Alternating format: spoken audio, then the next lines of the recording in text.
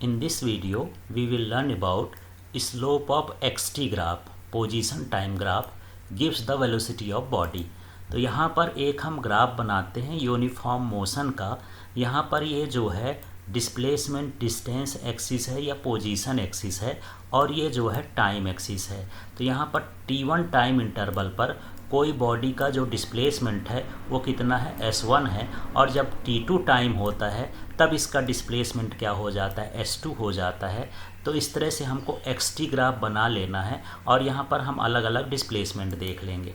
अब देखेंगे कि यहाँ पर ऑरिजिन से लेकर के ये t2 है और फिर ऑरिजिन से लेकर के यहाँ तक क्या है, ये t1 है। अब हमको यदि इतनी इंटरवल चाहिए, इतना टाइम इंटरवल चाहिए, तो हम क्या करेंगे, इसको t2 में से t1 माइनस कर देंगे। ये जो बड़ा है ना, बड़े में से छोटे को माइनस कर देंगे तो ये हो जाएगा t2 माइनस t1। ये यहाँ तक क्या टाइम इंटरवल आ गया।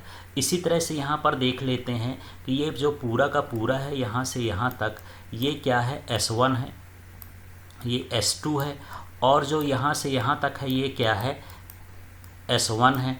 अब यहाँ से हम यदि इतना डिस्टेंस या इतना डिस्प्लेसमेंट चाहते हैं तो क्या करेंगे, s2 में से s1 माइनस कर देंगे।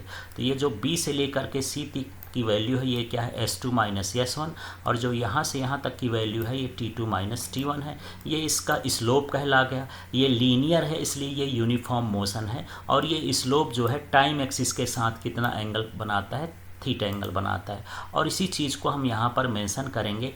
It is a XT graph, XT मतलब position time graph for uniform motion. ये लीनियर है तो यूनिफॉर्म मोशन के लिए। In which position coordinates of body is x1 and x2।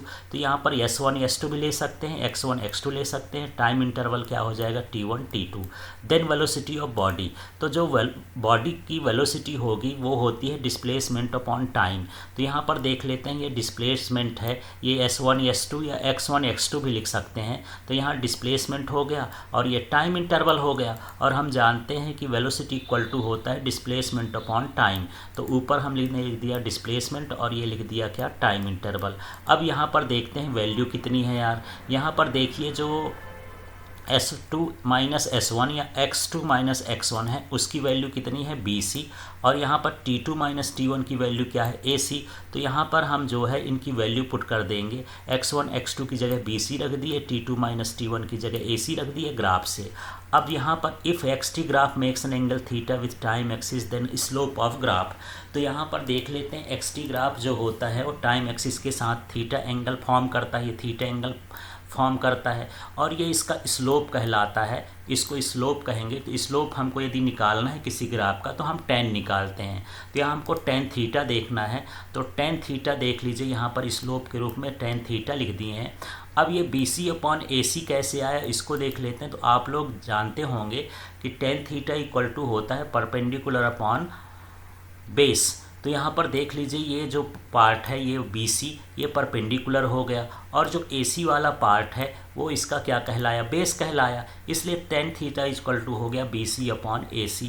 अब यहाँ से आप देख रहे होंगे कि ये जो tan थीटा है तो ये हम ये लिख दिए, लेकिन यहाँ पर BC अपॉन AC की वैल्यू देख लीजिए, ये फर्स्ट इक्वेशन से BC अपॉन AC, और इसकी वैल्यू किसके इक्वल है, V के इक्वल है, इसलिए यहाँ पर V लिख दिए। तो यहाँ पर the slope of position time graph gives velocity of body.